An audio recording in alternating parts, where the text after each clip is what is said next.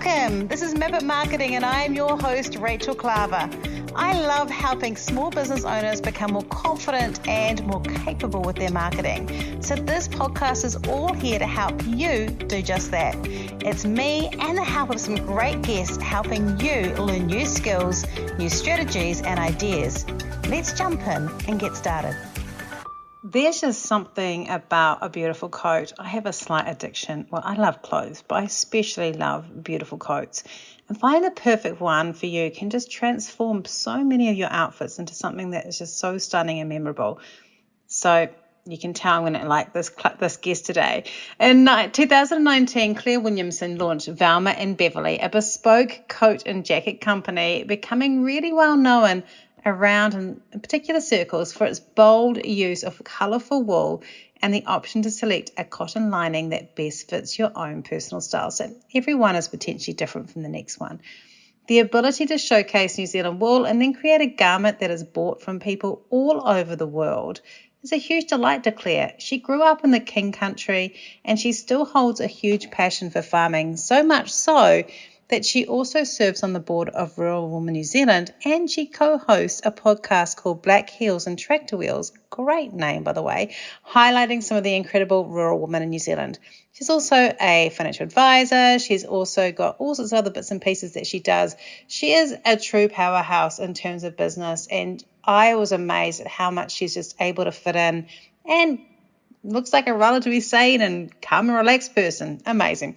Today we talked to Claire about what she's learned about starting her own clothing line, how she's worked out what to outsource and what to keep control of, how she's marketed it, how she balances it with the rest of her life, and what she's planning for it as it grows. It's a great little story about how you can start a side hustle and have it grow there and still have it going while you're doing other things, but also how you can still have big dreams for it and see other ways to grow without compromising your desire to keep that something sustainable, keep that made to measure feeling, and keep it quite small and bespoke as you move forward. It's a great little podcast. I hope you enjoy listening. Hi, and welcome to another episode of Map It Marketing. I'm your host, Rachel Klaver, and I'm so thankful that you've joined us today. I am with someone today who's going to help me talk about one of my passions in life, which is really seeing rural communities and rural businesses thrive, especially here in New Zealand, or if you're listening in Australia, you know that our rural communities are so important, and often we look at things in urban centres and we go, oh, this is really cool, but we're missing all this really cool stuff. So Claire, who's going to be with us in a minute, is going to share that with us before she jumps on and introduces herself and talks to us about her beautiful business, which is called Velma and Beverley. I got that right, Claire? You have. I wrote Thelma originally, and I was like, no, it's Velma. And then I was like, it's like Velma, like in Scooby Doo. It is. Yes. So I was like, I remember it from that. So, but before she jumps on, if you've got questions or you want to talk to other like-minded business people, do come and be part of our group, Map It Marketing, on Facebook. There's a link in the show notes, or you can just search for it on Facebook and it'll come up. And of course, I'm going to do a cheeky little plug for my book, Be a Spider, Build a Web, which is all about how to help you build content marketing to your business. And it's actually also about how to build a really authentic business that you'll love with all the mistakes that I made. So you can learn from me. So there's a link to the show notes, or you can Google Be a Spider, Build a Web, or find it on Amazon. There's my plug. Okay, right. Without much further ado, Claire, welcome to the show. Thank you so much for having me today, Rachel. I really appreciate it. Well, I'm super excited about this. So you're Claire Williamson, and you have a business called Velma and Beverley, which makes delectable wool products, which you're going to talk about. But I just like everyone to know who you are, because you also have a podcast, and I think we should tell people about that podcast too. I do. So I'm also involved with Rural Women New Zealand, and we have a podcast called Black Heels and Tractor Wheels, and we tell stories of rural women from around Aotearoa. So it's pretty exciting. It's we're now into our 4th season, so please join us if you can. But Velma and Beverley, the story is multi-pronged, really. I have always had a passion for wool for many, many years. My mother actually did a project on it for Kellogg's about 10 or 15 years ago, and I think that it sparked something in me to create a product that was going to add value to wool in the future. So I basically these days, Velma and Beverley is a bright, colourful wool coat business. It's quite small still, unique coats, and we've got a couple of styles and many colours now. We try to launch 2 new colours each year. And it's called Velma and Beverley because it's named after my grandmothers. I wanted to have some provenance in the business. And yes, sometimes people think that my grandmother's names are a little bit strange, but I love them, and it does make for a little bit of a different business title. I think it's great. My mother's name she's Dutch, is Shirska. So I'm very thankful that I haven't named my business anything because no one knows how to pronounce it. But I think Velma and Beverley are gorgeous. And I do think like wool is such a timeless product, and it lasts. Like if you get a woolen product, it lasts. So having names that are from a little bit of yesteryear actually makes it quite perfect. Yes, it does. And they were also both massive sewers. They all made their own clothes. They looked after their families. And I think I just really wanted to have a little bit of that in the story of the business. It was very much a passion project which evolved into something a little bit more. And so it's nice to have their names out there. And I think I feel just special to be able to connect them back into what we do every day. So you have this rural podcast and you obviously have that real passion for rural. Are you a rural dweller yourself? Do you live rurally? I am. I'm rural lifestyle at the moment. So I'd like to say I'm a pretend farmer. So I have lifestyle as a pretend farmer. Yes, I have sheep and some cattle and chickens and things like that. And I live rurally just out of Cambridge. But my long-term goal is to buy a farm. My parents are sheep and beef farmers and have been my entire life. So that's where my inspiration comes from. And I'm grateful to have a lot of people around me, particularly rural women and in my sort of wider network who are really helping support me in that venture. So yeah, one day I'm going to be growing and selling animals and wool to the world. But at the moment, I have partnered with some fantastic farmers who have real sustainable goals. Palliser Ridge down in the Wairarapa, and also the Grumpy Merino down in Canterbury. So just yeah, she's fantastic. Plug for her as well. Both of those businesses run other bits and pieces in with our partnerships. So that's a woman-led business, the Grumpy Merino? Yes. So, because that's one of the things I am quite interested in, because we talked briefly that years ago I wrote a book called She'll Be Right about women who work in farming. And one of the things that happened there, and this is years ago, so this is like 2006, and I probably was interviewing in 2005, was one of the things that we talked about then was that women who were on farms, they either were choosing to have a business that was separate, or if they had been thrown into running the farm, they often found that because of their husband had died or illness or something like that, which did happen, that often that there was poor record keeping and they were kind of thrown into something. And so many of them were starting to actually go, no, I need to have my own thing, my own business. It's too hard to find something that else I'm doing. Do you think that there is a groundswell, like a continued growth of rural developed businesses now in New Zealand? Definitely. And it's something we've been exploring a lot at Rural Women New Zealand, because obviously we are now servicing a very different demographic to what we did 30 or 40 years ago.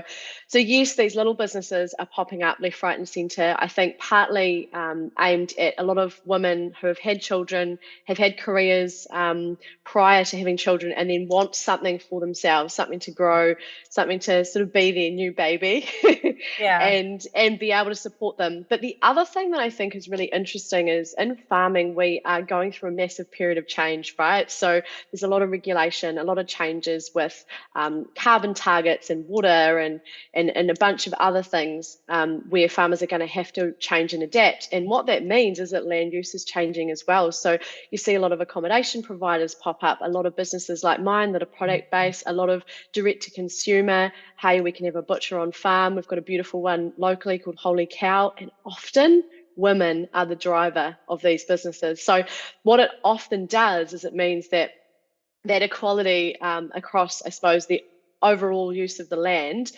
really comes to the fore. And so often the animals are managed by perhaps the man, and then this front end business, the marketing, the driving, the growth, often is managed. The face, the sales, I suppose, is managed by a wife or a woman. So it's pretty exciting. I think it is that partnership, and it's funny because until you said that, I'd actually forgotten that one of the things I found in my book is the older woman that I interviewed had to go through this weight of wanting to be entrepreneurs or wanting to be business owners, but they were stuck in the farming woman space of we had to wear white gloves and bring scones to the teas and things like that.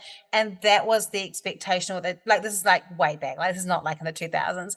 But I really love like this, that it is now becoming this thing where there is this innovation going on. Yeah. So let's talk about your coats. How is that innovation showing up in that for you? So I think one of the biggest challenges I had initially was finding a way to make this wool into some fabric. And personally, I wanted to keep that whole process in New Zealand, Aotearoa, because I wanted to make sure that I knew it would have to be a high-end product, and that people would pay for it because it's long-lasting. So that journey was quite tough. And in the end, I literally rang a firm. I Googled it. I rang a firm up in Auckland and I said, have you got any offcuts? They originally made fabric for upholstery.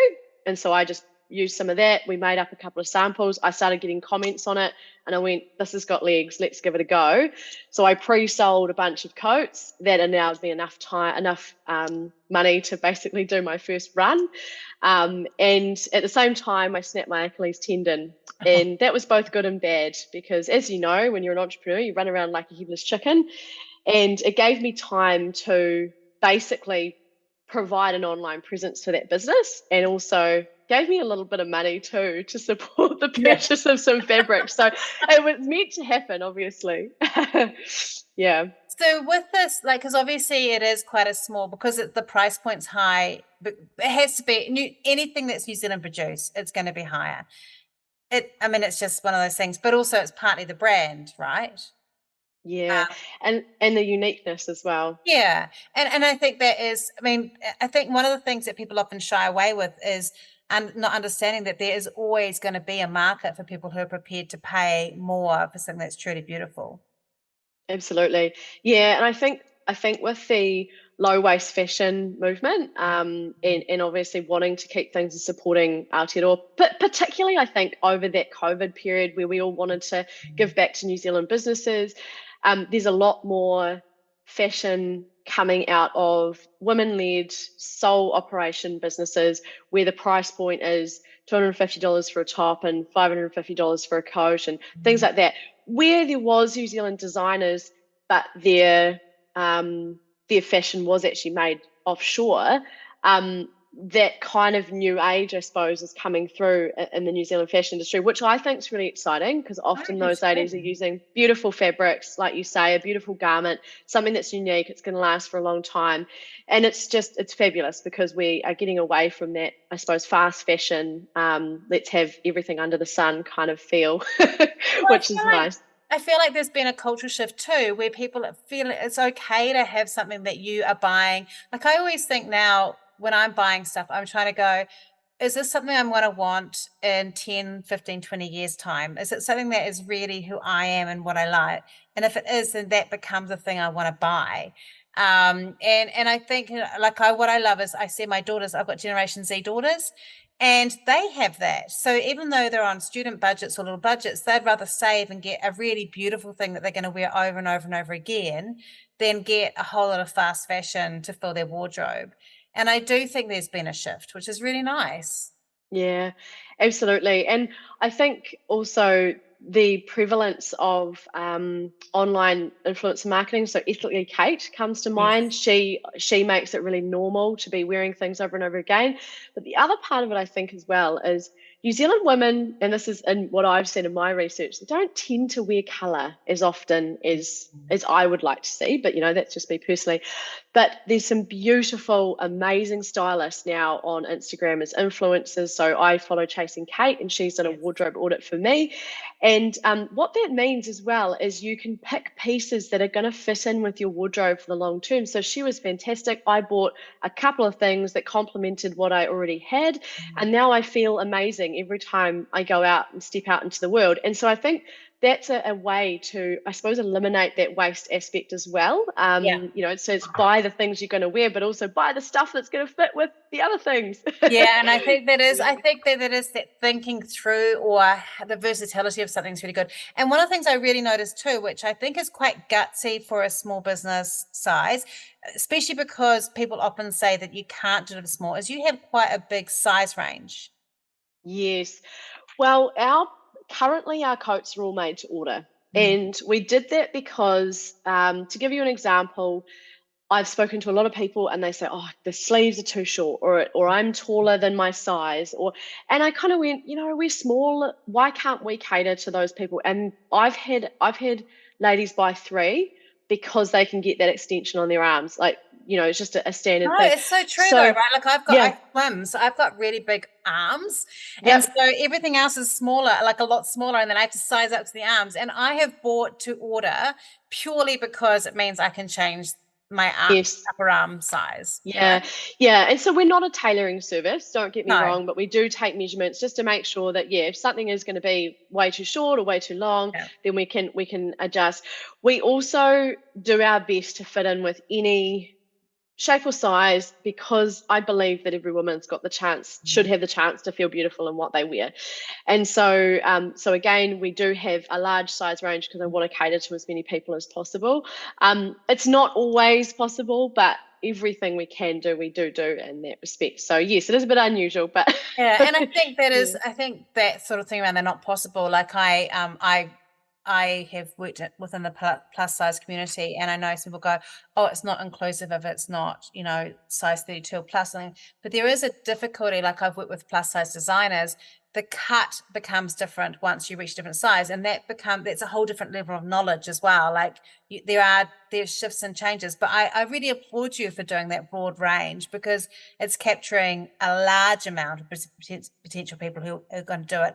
And I think it's a really gutsy thing to do, because it's very easy to go, I'm just going to do size 6 to 14 or whatever, and not have that there, which is good.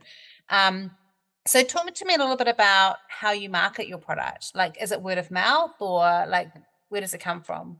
Yeah, it's a little bit of everything really, given that we're still small. So partnering with other rural-based women-led businesses has been really big for us. It's something that we've seen really successful across a bunch of different businesses as well as our own.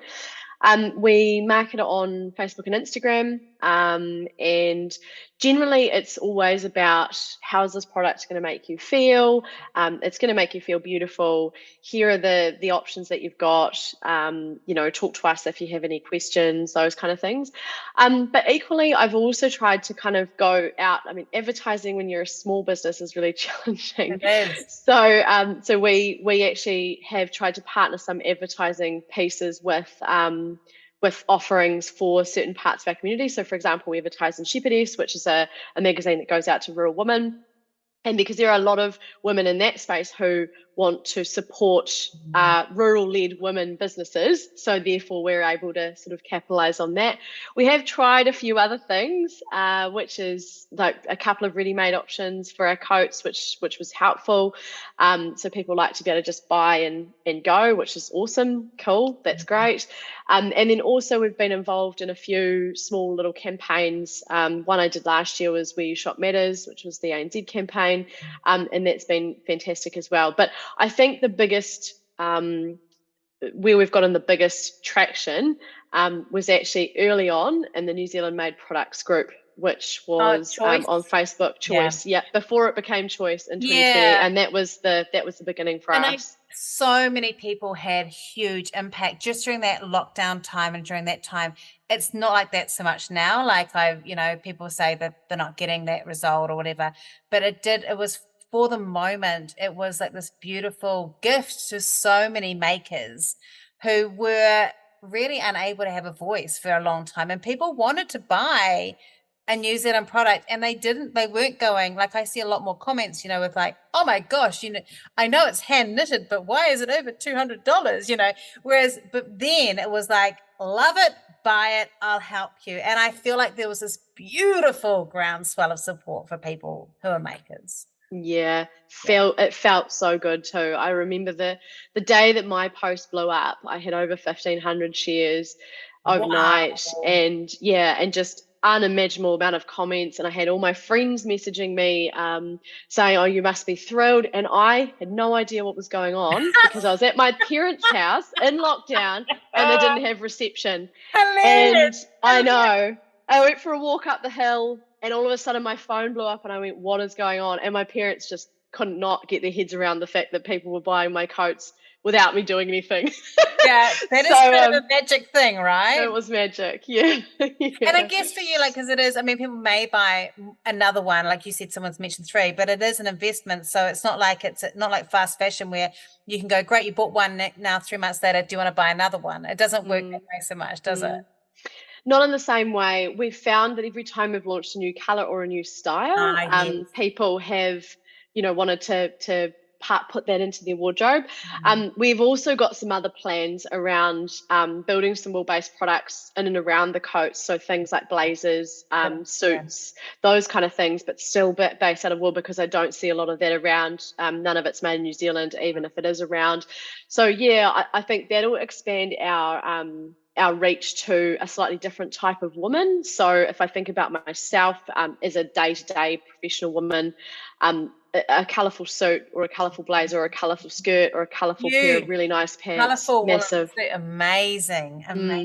And so we talked about New Zealand. Have you had overseas orders or overseas interest as well? Funnily enough, we have. So we had a few in Australia at the start.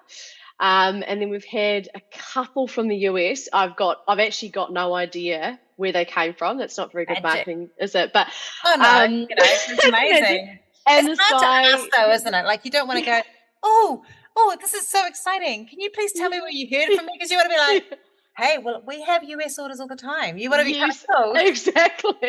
Exactly. No, this beautiful man from somewhere in the south of the US emailed us, and he said, I know it's going to be expensive to send, so you charge me whatever it costs you to send.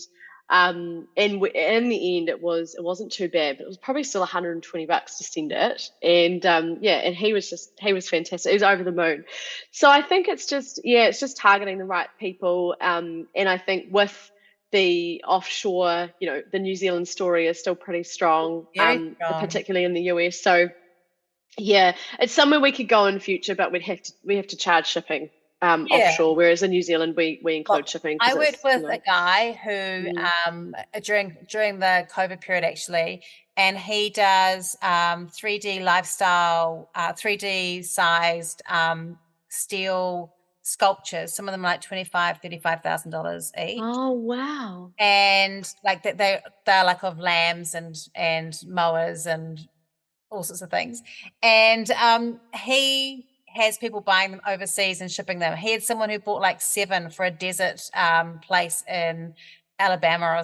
And I've got the wrong place now because I don't think deserts are in Alabama. But he got like 7 or Utah. I don't know. I'm mixing up my things. But he got like 7 like buying them. So I'm just saying, don't let that be a stopper for you. They don't care about the freight. Like if it's that level of that, yes, absolutely, luxury product, and luxury product people don't worry about that if they want the product.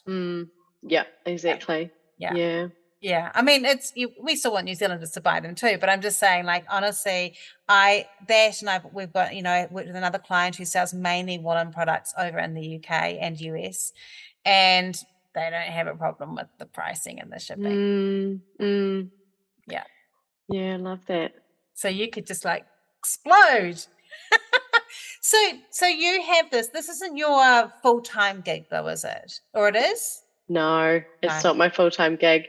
I started it as a passion project, and I now have Phoebe, who's fantastic. She's actually one of our New Zealand rowers, Oh, awesome. and she does a lot of the customer service work, social media, the orders and stuff for us. And then I have a fantastic sewer who's based here in the Waikato as well, and she does all of the sewing for us. So we're actually looking for a new sewer. So anyone here that hears this, who is very good at reading a pattern, cutting, doing things from start to finish.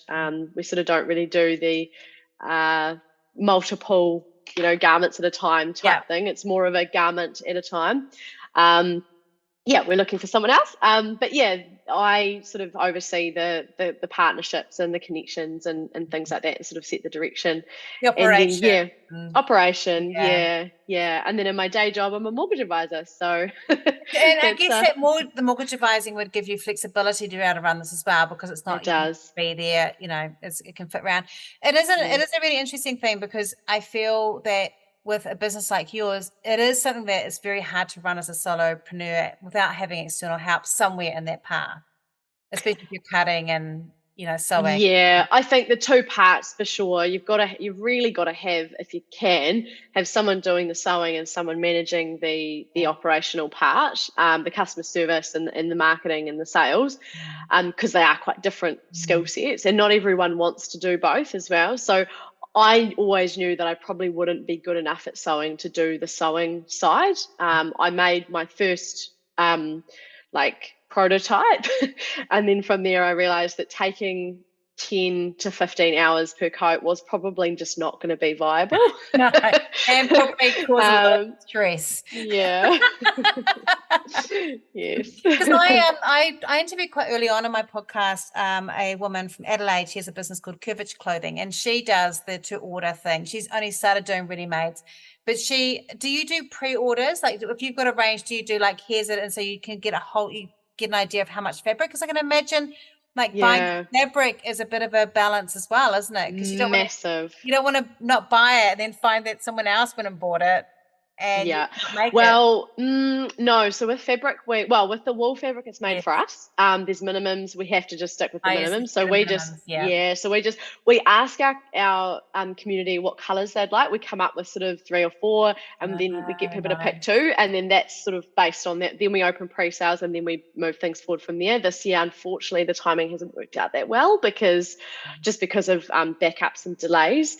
But yeah, that's how the wool fabric. In terms of the lining fabric, that we buy and then we put on the website, so we know we've got it. And again, we actually keep the fabric orders quite small because we want the uniqueness. So if people miss out on one print, they can usually get something that's similar-ish but not the same, because we really do want to create uniqueness for the customer. Yeah. There is something really beautiful about having a gorgeous lining on the inside that's like a little pop of surprise. I just think it's amazing. I've even had some of the linings in my older jackets and blazers and stuff changed to these cotton linings, because the other thing that I was really strong on is having the natural fabric element, and particularly with the lining, because in a standard coat, not knocking a standard coat or anything, but they always have the polyester type synthetic linings, and you get quite sweaty in them. And it's been a problem for me for years. Maybe I'm just a massive sweater, I don't know, but I've always struggled with it. It's not showing on the podcast video. Fantastic. It's not a black patch. And so that was actually one of the really big things I wanted when I originally looked at silk, and then I decided on cotton because of the pattern element and because we could have so many different options. So I sourced that through a wholesaler up in Auckland, and they do import, because you can't make cotton in New Zealand, but they import cotton. So everything's made in New Zealand. The wool fabric comes from New Zealand, but that's the best that we can do until we start growing cotton. But yeah, it's really important for me to have that natural fabric element as well. And our little notions. So our toggles and our buttons, we actually get them made by a lovely gentleman down south who was making something else quite random. And I emailed him and I said, "Can you make us toggles?" Yeah. Just let us know what you want. So he makes That's them out of gorgeous. native timber for us, little bits I and love pieces that are left over. that. Yeah. So I I love love that. So that. it's so special. Yeah. And I guess that's that the provenance, like being able to talk about those things is what makes the product so special, right? Like for me, like hearing those stories, I'm always surprised at people who you hear those stories, but they don't appear in marketing anywhere. Because that's the thing that makes me so excited about a product is when you go, oh, you'd almost buy it for the toggles.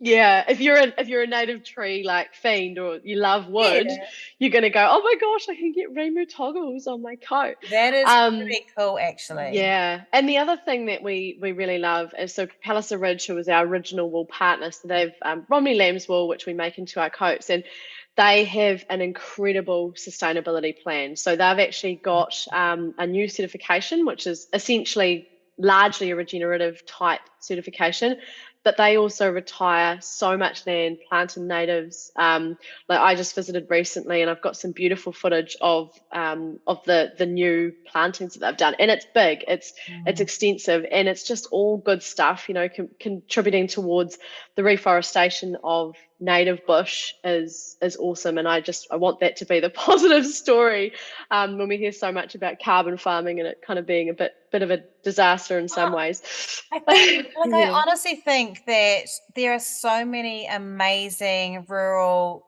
businesses and rural farms that are doing this thing so right. Like, I worked with a furniture manufacturer in New Zealand who uses native timber, and they have a huge regenerative approach to it. Like, they will only buy if it's either like river remu, so it's already like somewhere lost, or if it's somewhere where they know that it's going to be regenerated and it's got that. And I love that because this thing of us all being caretakers of our environment, and having that seen in our products is such a powerful message. Yeah, absolutely. There's a lot of farmers now planning for the 100 years, setting up woodlots, tōtara, rimu, some of our other beautiful timbers, and saying, I know that I'm not going to see this in my generation. This is not a Amazing. pine tree to be harvested in 35 years. This is something that we're going to look at in 100 years. And I think the more farmers that get on to doing that, the better things are going to be for New Zealand in Yeah, sort of that 100-year absolutely. period. You'll Yeah. be able to have all the toggles you want. Yes, exactly. My daughter will have to run that business. Yeah, she'll be doing it. She'll be doing it with the toggles. She'll be like, my mother made me do these toggles, and I don't know. I've got this new thing that we found so that we could use recently, but no, we're still doing the remove toggles. Yeah, no, they're fabulous. So what's next for you with Velma and Beverley? Are you happy with where it's sitting, or have you got other? What do you want to do with it? I think the sort of diversification of product that I talked about earlier is probably number one on the list. So that'll just be providing some different fabric, which is likely to be merino, as I mentioned before, and then building in some slightly different niche customers, as well as that. Just probably bringing in another style for next season. We've got a fantastic pattern maker, and just probably ensuring that sustainability of our supply chain as well. It's been a little bit challenging with COVID and a couple of the other things. In Auckland, Interweave is, to my knowledge, one of the only weavers that do weaving for wool in New Zealand, and with wool becoming a lot more popular and there's a bit of a resurgence, they are getting busy, and so you've got 6 to 8 month lead times, which is challenging when you're a small business. So so it's about diversifying a little bit, but also changing up those product offerings a little bit. I think sticking with what works, and I mean all of our styles are still going really well. We've got new colours that we've just launched, so all of those things, and then probably some events. I would love to partner with some other businesses and just lift up as many people as I can. That's what I do every day, really inspire people to create a bit more magic in their lives. I was just going to ask about the fact that you're in a rural area, and obviously Cambridge is not, you're close to Cambridge, and there's also Hamilton, so you're close to centres where it's easy to ship things out of. But do you think that one of those barriers for rural businesses, which used to be that being away from everything, has really dropped off? Like that isn't such a big deal anymore?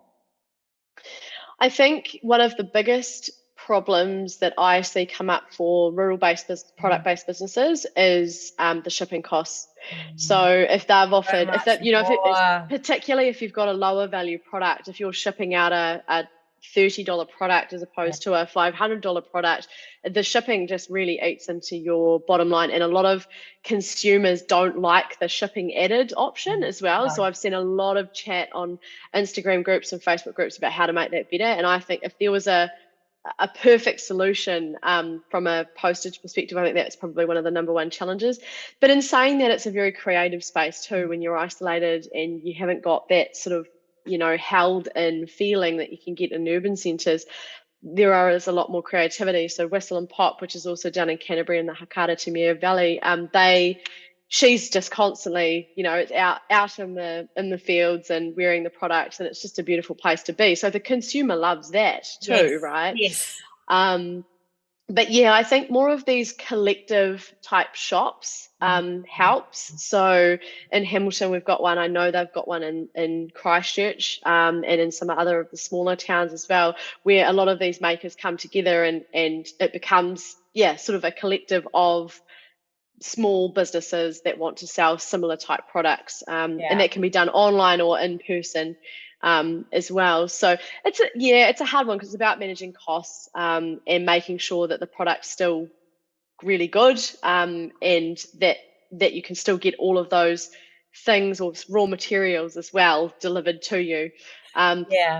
Because I actually think I was remembering I used to stop off. There used to be one in Ngatea. I haven't been through there for a while. But they had this one, and some of the stuff in there was outstanding, and you're like, wow. Some of it was like quite eclectic, but I bought stuff from there because there's something magical about going into a group of a co-op of a whole lot of people creating product and going, actually that really speaks to me, or I really love that, and there's kind of something magical about it. And I imagine, like, as someone who also used to live rurally, there is something nice about those groups too, because it's a way of connecting with other people, because it is still, as much as rural living's really amazing, sometimes it can also feel a bit isolating, especially if you've got young. Absolutely. And actually it's something we address at Rural Women New Zealand a lot, because our older branch structure, which has functioned so well for many years, some of the newer members want different things, want different types of events, want to connect in different ways, want to be inspired in different ways. And so it's all about looking at what those membership options might look like, and that connects into the rural communities. Because I have a real belief that if women are looked after, the community flourishes, because often they are they're the head of the family, or in terms of the management and the linchpin, the holding the emotional labor of making sure everyone's in the right place, and making sure everyone's where they're meant to be. Another thing I just want to ask around accessibility is there still a problem with, like, there's obviously so much now of small business and innovation in business, and you sell online, is being able to hit those, being online and having that cell phone reception and having those things. Is there still an accessibility issue in general in rural areas for those things, like rural broadband? Yes, so you'll be surprised. I am the technology portfolio convener for Rural Women New Zealand. Oh, are you? Connectivity is my jam. And unfortunately, everyone's going to go to sleep as we start talking about it. Let's not. But so in a nutshell, the answer is it is not fixed. There are definitely issues. What we've sort of got to in terms of the industry-wide approach is that some rural broadband, some satellite, some where you're going to be able to get a slightly different type of what we call a wireless service provider, so line of sight type. So it just depends on the area and what's best. It is getting better. But there are still so many places where there's no cell phone reception. It's a safety problem. There's so many offshoots of that. But if we come back to business, I think that more and more we're seeing slightly faster internet connections and being able to run things online. And I'm not hearing from the younger, newer businesses that connectivity is a barrier as such. But there could still be barriers to connection, and we know that they exist because we are advocating for them at Real Woman. So yeah, a little bit of both, I think. Well, let me just make you feel better, because I used to live in North Loburn in North Canterbury, and I'm just going to tell you that back then, that's when I wrote the books about farming, so the early 2000s. My current internet at home in Auckland, I live on the Hibiscus Coast, is worse than it was back then, because we just live in a little pocket. Like, there's barely any cell phone reception or anything. I'm in the suburbs, so it's not just rural New Zealand. Some of us, I'm sorry that I said that I'm an Aucklander, because everyone's gonna but some of us Aucklanders are doing it tough too. Yeah, but no, you're exactly. I used to be a rural dweller, so don't hate on me, rural dwellers, but it's crazy. Yeah. Like, it's not just it's crazy that there's pockets where you just can't get it. Yep. I mean, there's the previous CEO of Internet New Zealand lives southwest, I think, Auckland, and he had the exact same story. I'm in a pocket with no reception. He's heard about it in Wellington and Lower and Upper Hutt. It's just, it's crazy. Yeah. So, but we can still do things. We can walk to the end of the driveway and take a call, so it's actually okay. Our driveways, however, are not 1.5 kilometres long, so. Yes, exactly. It's a great little walk down to the mailbox. Yeah. This has been really lovely. If people are wanting to get hold of a coat or see your beautiful coats, do you do markets, by the way? I mean, you probably don't have time to do markets. Unfortunately, not at this stage. Okay. Yeah, events in the future, probably partnered with other businesses, but not at this stage markets. Yeah. So if people want to have a look at your products, they'd go to your website. So what would that be? www.velmaandbeverley.co.nz. Perfect. And I'll make sure it's in the show notes. And they can also find you on Instagram. Yep, at Velma and Beverley, on Facebook, Velma and Beverley. And if you still can't find me, find Claire Williamson on LinkedIn and you'll be able to click through from there. You will be able to, which is where I found you, because you were talking to Chantal, who I had on the podcast a few months ago. Who is also fantastic. Yeah, she is. And she was amazing, because she's running her business from Glenorchy. So it's like there's no one around there. So absolutely. It's really inspiring. This has been a real delight, Claire. Thank you so much for being part of the show. I really appreciated having you on, especially because, you're a podcaster too, which is always a bit threatening for another podcaster. So, I know. It's quite scary being on the other side of it. But, Rachel, I have really enjoyed the conversation with you today. That's a relief. So that's a relief. Thank you so much. And I will be, everyone else, keep listening. I'm just going to do a little bit around marketing and a real business and things like that at the end. So just keep listening to that. But otherwise, thanks so much, Claire. Fantastic. Thank you. There's a few things I want to bring up from this conversation with Claire. I really enjoyed talking to her, and it was nice talking to someone else who I think too likes having a range of things, a portfolio career, which I think a lot of us are starting to do, where we have more than one thing going on. As someone who likes shiny new objects, that would be me, I like that idea of being able to have a couple of things that are going on. But what I really liked about this was that there is no desire to mass market from Claire. And I think for us as small business owners, a lot of the messaging we get is around how we should scale up and make something really big. But there's a real benefit in sticking to your quality and small quantity guns and keep something more sustainable and smaller without feeling like that means your business isn't a real business. So if that's you, if you sometimes battle with that, I want to remind you that you get to choose the business that you have. You get to choose the goals you have. And as long as you're meeting those goals and the ones that sustain the life that you want, that's the business for you, which could be scaling up. It could be, but it might not be. If you want to discuss this podcast or talk about it and want to come and do that with other people who listen, do come and be part of our Map It Marketing group on Facebook. It's there for any small business owner wanting to ask questions. You can ask questions of me in there too as a marketing strategist, and I'll answer them for you for free in there. So you can come and do that about your marketing. Or you can also just come and check out more of our podcast episodes if you're new to this podcast. If you've enjoyed this, please do remember to rate and review it. And otherwise, we'll see you next week. It's going to be me talking to you about marketing. If you love what you heard today, be sure to hit subscribe. And if you loved this episode in particular, I'd love it if you shared it on social media. Remember to tag me in so I can say thank you. Have a great week, and we'll talk soon.